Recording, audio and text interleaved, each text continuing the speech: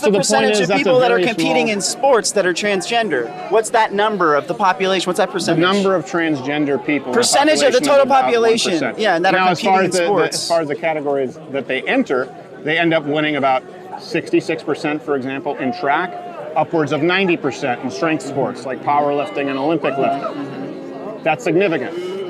So even though they make up 1% of the population when they enter into female sports, they overwhelmingly tend to dominate, and this is a very small sample size. So my question to you is, what do we do? Because you're supposed to sit here and Are we going to start talking about genetics as it relates to people winning sports? Is that what you want to do? Is that what you're asking? Male and female sports are separated by biology, yes? I mean, what's the point of sports? To win. What's the point to winning an Olympic medal? I don't know. I mean, why do we have the Olympics? To identify who the best is at sport. What is the historical reason why we have the Olympics? Do you mean you want to go back to pancreation? I mean, do we want to talk about, no, like the modern reinvention of it? Okay, so... Fascist politics, you know, all that kind of stuff. So you believe that people are competing, for example, in swimming, decathlon, biathlon, because of fascist politics? I think that the overarching mindset that sports is about, you know, declaring dominance and that there's some sort of actual value in like this idea of international representation of dominance in sports. Did you ever have fun in your life? Like, you ever have fun playing sports? I didn't say it's about representing international dominance. No, but I'm saying is like, you said it's all about winning. So I said, what is the point of sports? What is the point of sports? I think sports is a lot about having fun and, you know, making relationships with people and Do you think camaraderie. It's fun to make the Olympic medaling platform? You think that's fun? Boy, an accomplishment comes from what? Working hard to get there, I guess.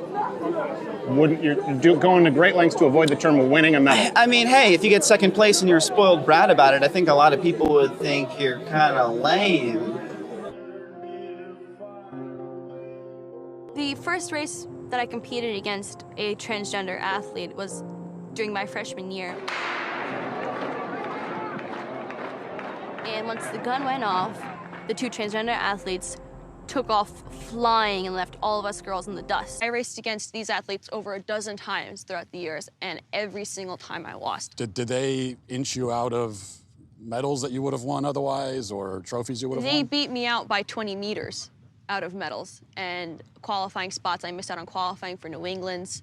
I had to go in the long jump and the 4x200 meter relay, so I was forced on the sidelines in my own event, and if they were not there, I would have been able to qualify. So I missed out on so much throughout my high school career. Did they win all the events or almost all the events? Between the two of them, they won every single event they competed in. How does that feel? It is so frustrating and heartbreaking because we elite female athletes train so hard to shave just fractions of a second off of our time. And going into races knowing that we will never be able to win. Feels like all that work gone to waste?